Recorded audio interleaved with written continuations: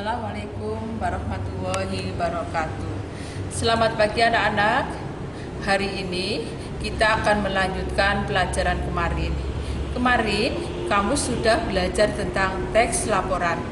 Kali ini Ibu akan menerangkan tentang teks laporan percobaan. Apa sih pengertian teks laporan percobaan? Mari kita lihat ke papan tulis. Pengertian teks laporan yang pertama, teks itu berarti tulisan, ya. Kemudian laporan adalah informasi yang berdasarkan apa adanya. Kemudian percobaan adalah eksperimen. Berarti teks laporan percobaan ini bisa diartikan menyampaikan informasi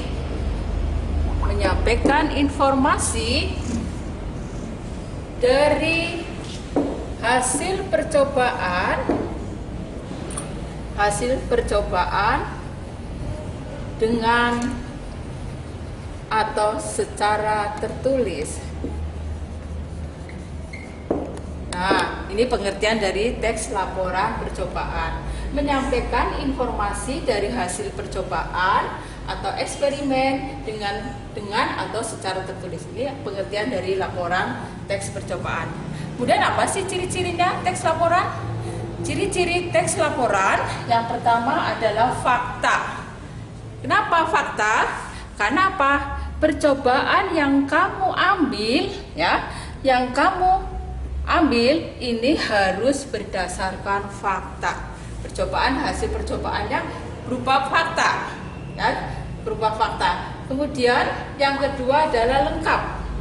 Hasil laporan yang kamu buat, ya, harus disusun secara lengkap. Maksudnya di sini lengkap, urut, ya, dari tujuan, kemudian alat dan bahan, kemudian hipotesis, kemudian nanti pembahasan, hasil dan kesimpulan. Ini harus urut. Maka ciri yang pertama fakta, yang kedua lengkap. Dan ciri yang ketiga ini adalah objektif, di mana hasil dari percobaan itu atau yang kamu teliti itu harus benar-benar menunjukkan bahwa itu asli, ya, tidak rekayasa atau apa, objektif, apa adanya. Ini ciri dari teks laporan. Paham anak-anak? Ulangi lagi, ciri teks laporan yang pertama adalah fakta, yang kedua adalah lengkap, yang ketiga adalah objektif. Sedangkan tujuan dari teks laporan ini ada 5. Yang pertama, informasi. Mengapa dikatakan informasi?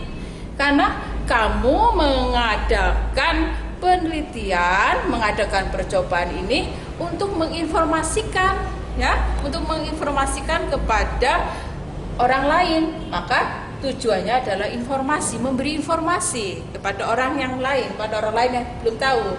Kemudian yang kedua adalah bukti, membuktikan bahwa kamu sudah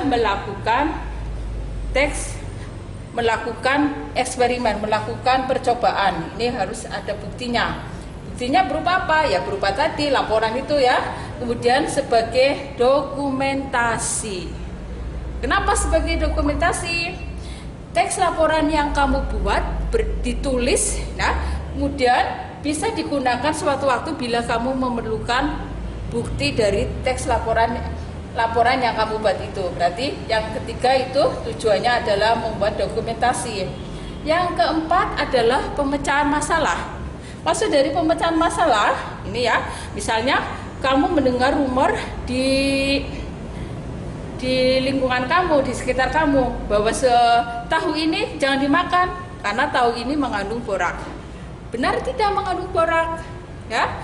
Nah, ini kan terjadi masalah. Oh, aku mau makan tahu tapi tahunya mengandung borak. Ya, kamu ragu-ragu makan tahu itu. Nah, bagaimana cara memecahkannya? Mengadakan percobaan. Tahu itu kita teliti, benar tidak mengandung borak.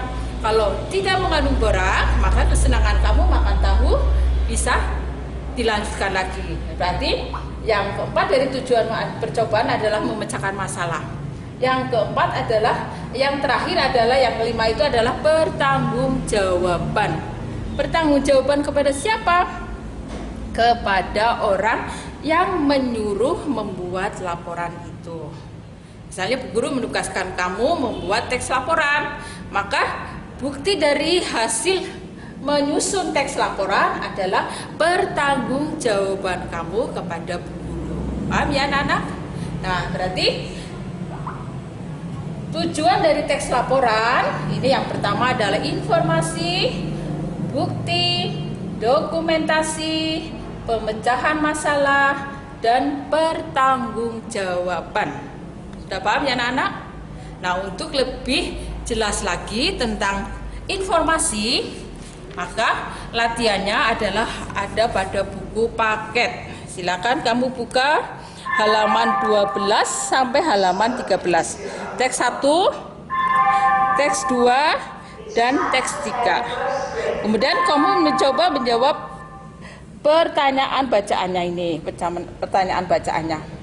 Supaya lebih jelas lagi, ya, dari rincian ini, dari bacaan ini, kamu melengkapinya pada halaman 14 dan 15.